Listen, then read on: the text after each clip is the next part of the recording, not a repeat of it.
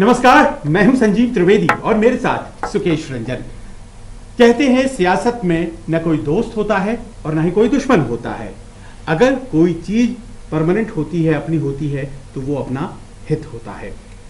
और ऐसे में एक बयान ने इस कहावत को रिपीट करने की जरूरत जो बनाई है वो ये है कि आज ही तेजस्वी यादव ने चिराग पासवान के बारे में जो कहा है उसने बिहार की राजनीति को फिर से गरमा दिया है।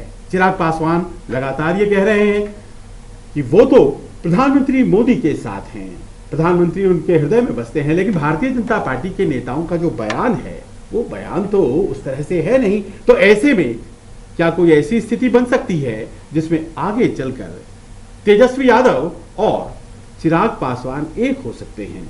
क्या कोई ऐसी स्थिति बन सकती है सुकेश कि त्रिशंकु विधानसभा है और वो तस्वीर बनती नजर आ रही है जहां छोटे दलों को तय करना है, और ऐसे में कहीं अंदाजा इस बात का लगाकर ये बयान तो नहीं दिए जा रहे हैं, क्योंकि तेजस्वी को इसके पहले अपना छोटा भाई बताया था चिराग पासवान ने, और उसके बाद अब जब निर्णायक चरण में चल रहा है चुनाव प्रचार, पहला मत गिरने में बस थोड़े दिन रह गए हैं, तो चिराग पासवान के बारे में तेजस्वी के ये बयान। देखिए, ये फिलर्स जो है वो नतीजों के बाद अगर ऐसा आता तो इसको सहज भाव में समझा जा सकता था। चिराग पासवान ने एक पोजीशन ले ली है, वो पोजीशन बीजेपी से प्रॉक्सिमिटी की है, वो पोजीशन नरेंद्र मोदी के हनुमान बनने की है, वो पोजीशन नरेंद्र मोदी के गुड गवर्नेंस की है। हाँ, एक कॉमन दोनों में जो चीज दिखती है वो ये है कि तेजस्वी और चिराग दोनों ही बहुत बिटर क्रिटिक हैं नीतीश कुमार के। वो जो क्रिटिसिज्म है चिराग पासवान का, वो तेजस्वी को जगह जगह संबल दे रहा है, वो कॉम्प्लीमेंट करता है उनके उन आरोपों को और बल देता है उनके आरोपों को कि हम नहीं, उनके सहयोगी जो साथ में उनके साथ थे वो भी कह रहे हैं। ये जो आपने कहा कि क्या हम, जो मैं निहितार्थ निकाल पाया कि क्या हम चिराग और तेजस्वी की दोस्ती देख सकते हैं आने वाले दिनों में? क्या ये दोस्ती, और उसमें आपने जवाब भी दिया कि राजनीति में परमानेंट दोस्त और परमानेंट दुश्मन तो होता नहीं है। ये नंबर्स पे डिपेंड करता है, ये विधानसभा की बनावट कैसी होती है उस पर डिपेंड करता है। अब वो बहुत सारे संयोग होने पड़ेंगे कि तेजस्वी के पास जो नंबर्स हैं वो नंबर्स इतने कम हैं कि जितने चिराग के पास नंबर्स हैं वो नंबर उसको पूरा करते हो 122 का आंकड़ा, और इसलिए दोनों दोस्त हो जाए। अब ये तो बहुत बाद की बात है, ये आराम से भी हो सकता है। अगर आज तेजस्वी यादव के इस फिलर से चिराग पासवान अपनी पोजीशन चेंज कर लेते हैं तो वो ना इस तरफ के होंगे ना उस तरफ के होंगे। आज उनको बीजेपी और उनके कार्यकर्ता ये समझ रहे हैं कि एलजेपी दरअसल हमारे साथ लड़ रही है। एक तमाम जो खंडन आ रहे हैं, तमाम जो उनके बारे में बयान आ रहा है, उसके बाद भी जो चुनाव मैदान में है वो अपने आप को नरेंद्र मोदी का हनुमान बता रहा है। वो ये बता रहा है कि हम जीतेंगे तो हम सपोर्ट करने वाले हैं बीजेपी को। अगर बीच में ऐसी पोजीशन कुछ उन्होंने ले ली तो फिर उनके साथ दिक्कत हो जाएगी कि वो कहां है। तो वो एक, देखिए, दोनों का रिश्ता दोनों पॉलिटिकल फैमिली से है, करीब करीब एक ही पीढ़ी के हैं। एक करीब 29-30 साल के होंगे मुझे लगता है, 31 साल के, और करीब 36-37 साल के चिराग होंगे।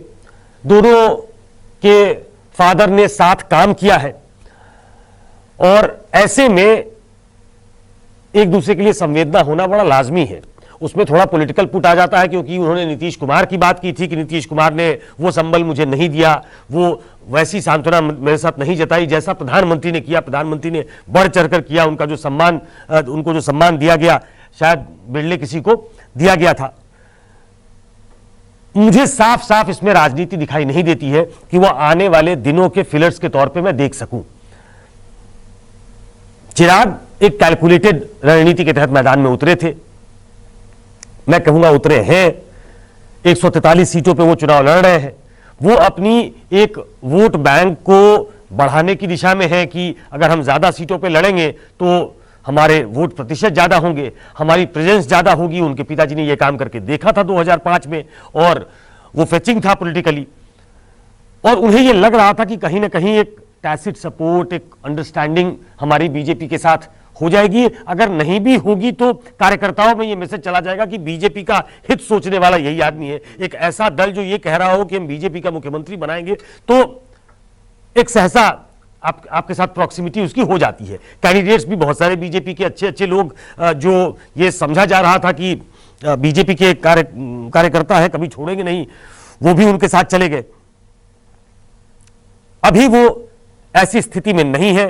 चुनाव खत्म होने का इंतजार करिए, उनके नतीजों का इंतजार करिए, उसके बाद हम ये देखेंगे कि सेंटर में चिराग पासवान अपने आप को कहां पाते हैं। और जब तक केंद्र की राजनीति में वो रेलेवेंट बने हुए हैं, मुझे नहीं लगता है कि वो स्टेट की राजनीति में ऐसे प्लंज लेना चाहेंगे।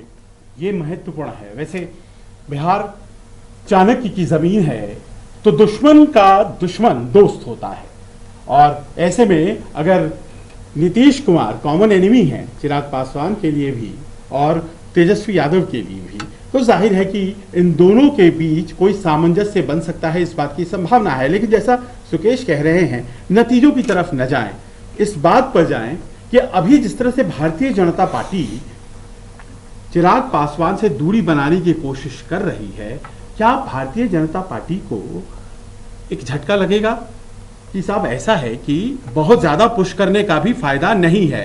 क्योंकि मैं देख रहा हूं कल से बयान जो तीखे आ रहे थे वो थोड़े थम से गए हैं। हमें जितना कहना था हमने कह लिया वाले लाइन शुरू हो गई है, पहली बात। और दूसरी बात सुकेश, जहां जहां चिराग पासवान लड़ रहे हैं जनता दल यूनाइटेड के खिलाफ, वहां राष्ट्रीय जनता दल या उनके सहयोगी संगठन लड़ रहे हैं।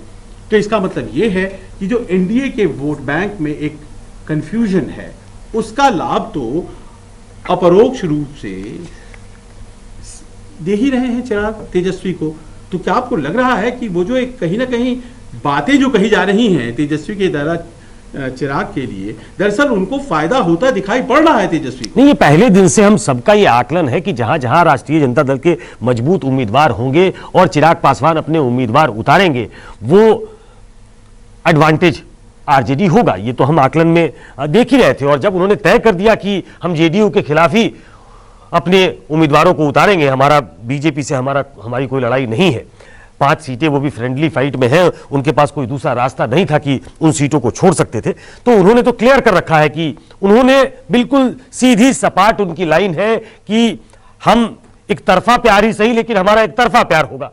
उन्होंने बहुत स्मार्टली एक मूव किया है। उन्हें लगा कि जब अमित शाह, आपने कहा कि अब कल से धीमा पड़ गया है, अमित शाह के बोलने के बाद अब केंद्रीय नेतृत्व को यह लग रहा होगा कि इससे ज्यादा क्लैरिफाई करने की जरूरत नहीं है। जब अमित शाह के लेवल पे और उनकी बातों को एक तरीके से झुठला दिया अमित शाह ने, जब उन्होंने ये कहा, हमारे इंटरव्यू में भी कहा था कि क्रॉस द टेबल तो हमारी सीटों पे कोई चर्चा हुई नहीं, और अमित शाह ने ऑन रिकॉर्ड ये कह दिया कि सीटों पे चर्चा हुई, हम जितना दे सकते थे उतना ही दे सकते थे, सबने कंसीड किया, उन्हें भी कंसीड करना पड़ता। इससे ज्यादा हम कहेंगे नहीं, सार्वजनिक जीवन में इससे ज्यादा नहीं कहना चाहिए कि कितनी सीटें, लेकिन ये उन्होंने बताया कि सीटों की चर्चा हुई थी।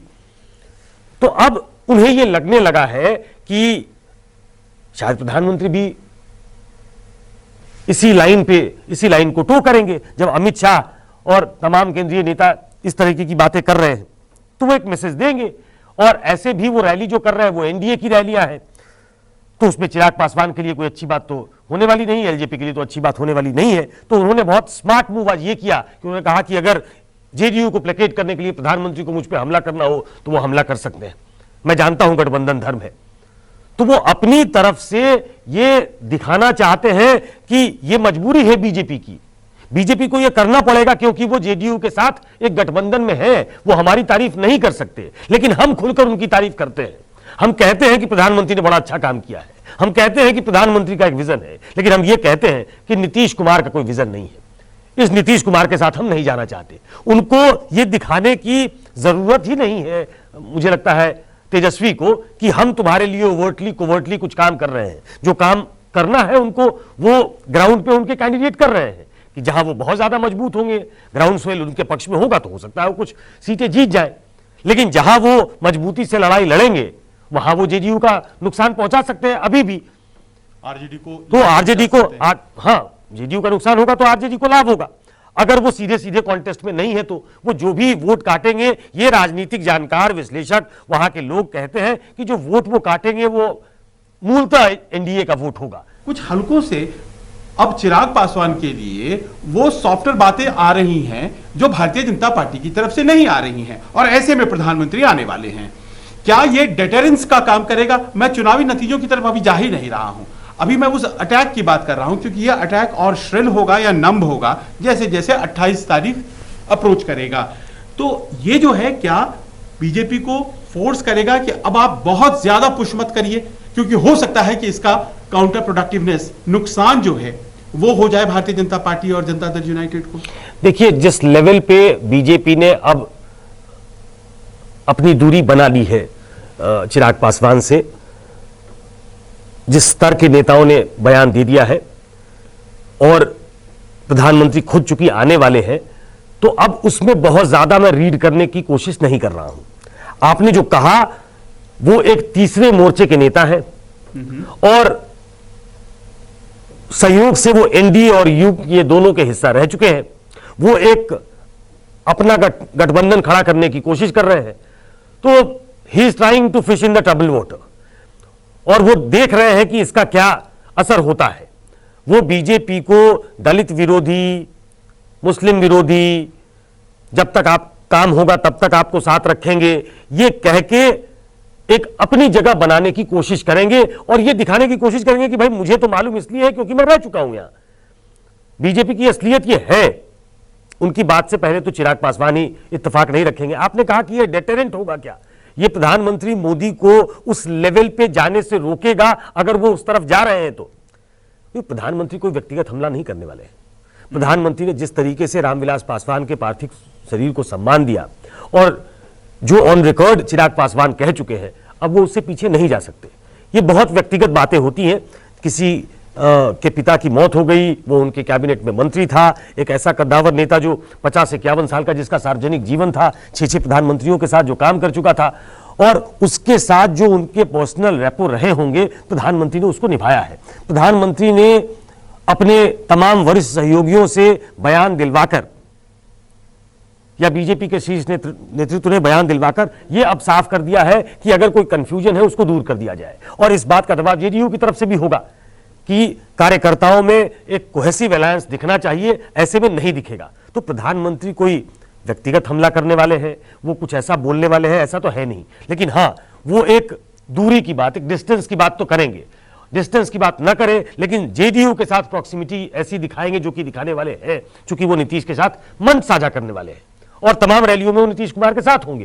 तो उनका वहां दिखना, नीतीश कुमार की तारीफ करना, जिस नीतीश कुमार के बारे में चिराग पासवान की बिल्कुल जुदा राय है, उसके बारे में अगर प्रधानमंत्री उनके बगल में बैठकर उनकी तारीफ करेंगे और बिहार को उनके दृष्टि में चलने के लिए कहेंगे कि इनकी दृष्टि बिहार के लिए बहुत अच्छी है, तो मैसेज साफ चला जाता है। उसमें मुझे नहीं लगता है कि उपेंद्र कुशवाहा और बाकी लोग जो बयान देते हैं उसका बहुत ज्यादा मतलब होगा। तो ऐसे में अब युवाओं की बात तो होती रही है, तो ऐसे में क्या ये चुनाव आखिरी चुनाव था पुराने जनरेशन के लिए? ये बहुत बहस में बात चल रही है, और चिराग और तेजस्वी, सुकेश, अगर हम इस संभावना पर बात भी कर रहे हैं तो कहीं वो जो पलट रही है बिहार की राजनीति, हम लोग कहीं उस तरफ बढ़ तो नहीं रहे हैं कि आप सामने सबसे बड़े प्रबल दुश्मन भी हैं, तो 2 युवा चेहरे हैं जो सामने दिखाई पड़ते हैं।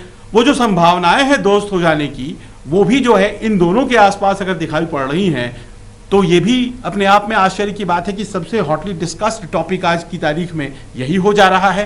क्या हम देख रहे हैं कि एक पुरानी राजनीति का पटाक्षेप हो रहा है, और तेजस्वी जिस तरह से उन्होंने कमान संभाला है इस बार ऑपोजिशन की पॉलिटिक्स का, वो पिछली बार से यकीनन बेहतर है। तो हम देख रहे हैं, क्या मान लीजिए कि अगर हम चिराग पासवान को लेसर प्लेयर मानते हैं, लेकिन तेजस्वी जिस तरह से आगे बढ़ रहे हैं और चिराग पासवान क्या उनके कॉम्प्लीमेंट्री भूमिका में आ जाते हैं, तो कहीं हम मानकर चल रहे हैं कि आने वाली जो राजनीति है वो चिराग पासवान, तेजस्वी यादव इनकी है, न कि हम उन लोगों की बात कर रहे हैं जिनको आज हम सबसे इंपॉर्टेंट मानते हैं बिहार में।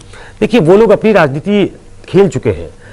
पासवान जी का निधन हो गया है, लालू यादव के राजनीतिक जीवन का अंत हो चुका है।